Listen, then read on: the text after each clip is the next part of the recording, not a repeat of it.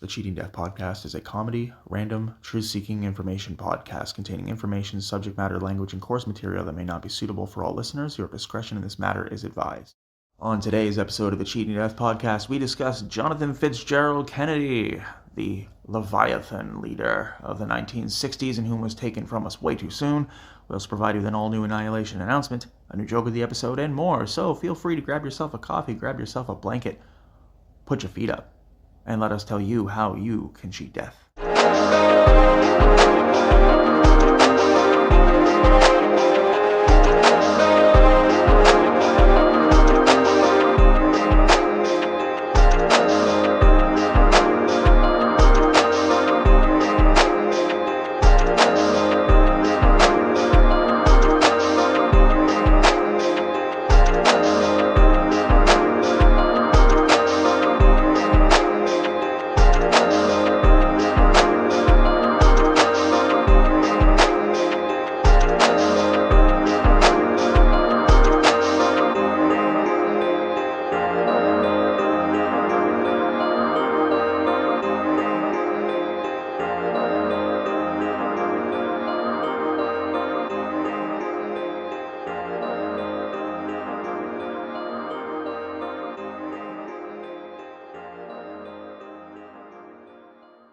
This is your news anchor, the Cleric of Chaos, and this is your Annihilation Announcement.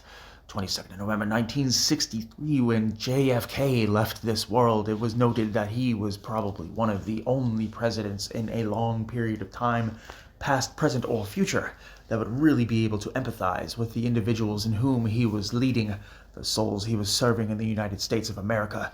However, it was befallen the federal administration last year when a similar fate almost occurred, as President Donald Trump had been shot at an event in Butler, Pennsylvania. Well, understand, dear listener, that if one were to be shot, there would be scar tissue, and especially if it is involving the ear, there would be a piece missing. However, it is all intact, so we must ask ourselves, what is the truth? JFK tried to give it to us, and he was eliminated. This has been your news anchor, the Cleric of Chaos, and this is your Annihilation Announcement. Willkommen, meine Freunde. Guten Morgen, guten Tag, eine gute Nacht. Es ist dein Reisender, deine Ausländer, deine Allesfresser, deine Cleric of Chaos. Jonathan Fitzgerald Kennedy, a leader, a Leviathan, a man loved by the masses until his unfair and untimely demise in 1963, Jonathan Fitzgerald Kennedy was one of the ultimate individuals to associate with the common man, from how he spoke, to how he walked, to how he carried himself in geopolitical affairs. JFK was a leader, a monster machine of a man who did the best he could with what he was given in the 1960s. Jonathan Fitzgerald Kennedy was born on the 29th of May, 1917, to a beautiful, bright, bulbous, and benevolent family in the Kennedys. The 1920s, of course, were an absolute horrible time for most individuals, but not for the Kennedys, absolutely not. For both Jonathan Fitzgerald Kennedy's mother and father were doing pretty well with respect to the national crises and international crises at the time. Jonathan Fitzgerald Kennedy's father has been widely speculated to have been a bootlegger of alcohol during the Prohibition era, in order to ensure that his family did not suffer the slings and the arrows of the mired beast of depression. He did what he felt he had to do.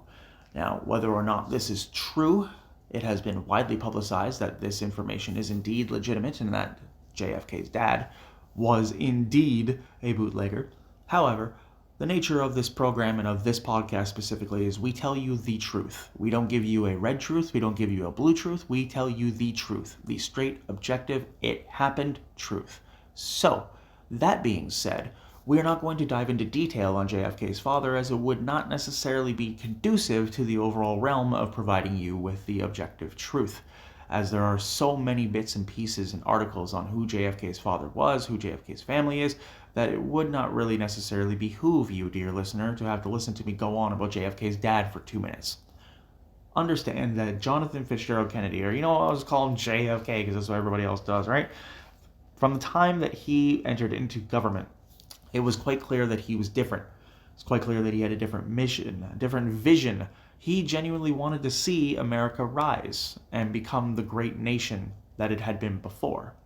Throughout the World War II, 1939 to 1945, the war effort, and the subsequent Boomer era of 1946 to 1954, and the Korean War from 1950 to 1953, JFK's mission was to make America America again. Not to the extent of Donald Trump's Make America Great Again, no. JFK's method was simple. He wanted to make things affordable. He wanted to be fully and openly transparent with the American public. He wanted to reveal a lot of information as it pertained to the inner workings of the federal government, as well as to the lobbying departments in which were responsible for ensuring that federal government protection was acquired. JFK wanted to destroy all of that. He wanted to do away with the concept of lobbying firms and people who wanted nothing more than to create controversy within the halls of Congress. People, businesses, entities that want nothing more than avarice and greed.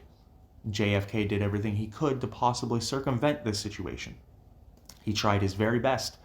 When in 1962, the Bay of Pigs and the potential Cuban invasion was upon them, instead of going at it with impulse and no planning, he took time, minutes, hours, days, weeks, to make an attempt to configure exactly what the best route was moving forward, and this, of course, sadly, led to Operation Mockingbird. There were times when the CIA was working against its own citizens, and even to this day, one could argue that that is indeed the case. However, given the nature of the dynamics and circumstances with respect to JFK's presidency, was JFK aware that the CIA had intended to not only survey his citizens, but also fully intended on creating several different covert operations that would change the way America saw it see fit? Maybe. He's not alive today, so we can't ask him directly. But given the nature of the circumstances surrounding all the clandestine affairs like Operation Mockingbird, Operation Gold, Operation Silver, Operation MK Ultra, Operation Corona 1957, given the nature of all these particular operations, it would be very bizarre if Kennedy did not have any awareness of it. But we'll give him the benefit of the doubt here, as there is no evidence stating specifically and objectively that he was the one who directly ordered the 1962 false flag to be a plan. John Fitzgerald Kennedy passed away on the 22nd of November 1963 in Dealey Plaza in Dallas, Texas. It is widely speculated that there is a magic bullet theory that somehow managed to serpentine and travel its way in through JFK, in through the other members of the vehicle, and then all of a sudden just leave. It has also been widely suggested that the grassy knoll that was directly adjacent to where the parade route was the exact location of the shooter. Then, you also have scholars, researchers, and individuals in whom are very, very familiar with guns say that it was the Texas Book Depository where JFK was shot from. Regardless of the circumstances, Lee Harvey Oswald was taken into custody by police at the time, and it was widely speculated that this guy's probably going to get the death penalty. Well, unfortunately, justice did not get an opportunity to see itself be served, because good old hero, local hero, national icon Jack Ruby shot Lee Harvey Oswald as he was being taken to another facility. Will we really know the truth about what happened to the JFK assassination? Will we know why? The odds are slim. But what remains the same is that JFK was one unique president and had the vast majority of people who supported him on their hands and knees hoping for some change. What is your opinion on Jonathan Fitzgerald Kennedy, dear listener? Email us at thecheatingdeathpodcast@gmail.com.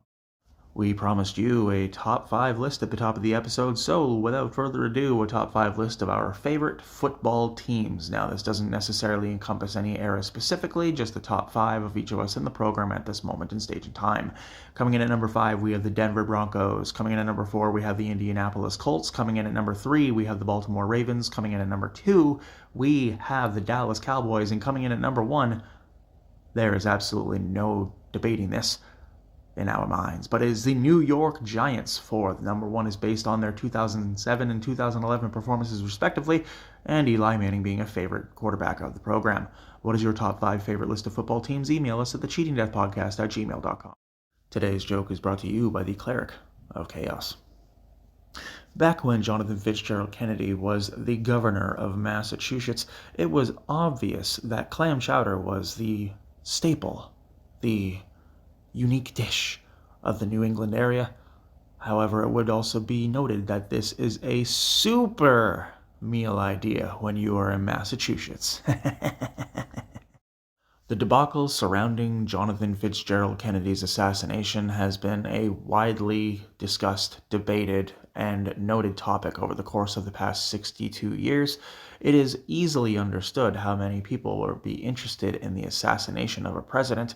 However, taking into consideration all the dilution that has taken place with respect to the amount of information and transparency, it is quite possible that humans will never truly fully know exactly what happened with the assassination. All we know is that JFK is no longer with us. Thank you for joining us today. Take care of yourselves and each other. The Cheating Death Podcast is brought to you by Nach dem Leben, CRDVC, Chaos Realm Records, and CR Deutschland. We can be found where all major podcasts are found on all platforms. If you'd like to consider supporting the program, you may do so at the links in the episode description, either via a monthly subscription or a one-time donation through Buy Me a Coffee, or booking a meeting for your future artistic or business need. Please follow the program at twitter.com/WeAllCheatDeath or twitter.com/Cleric of Chaos. If you'd like to follow our friends and consultants, you may do so at the links in the episode's description as well. If you're experiencing psychiatric duress, please call 1-800-273-8255 or 988 from your mobile phone in the US or Canada. Dial 1-800-799-7233 if you're experiencing domestic violence, and please adopt a playful puppy or a cute kitten from your local animal adoption rescue center. Life is difficult, arduous, never easy to understand day to day in every way. But you are a warrior. You can pull through. Remember, we're pulling for you. We're all in this together.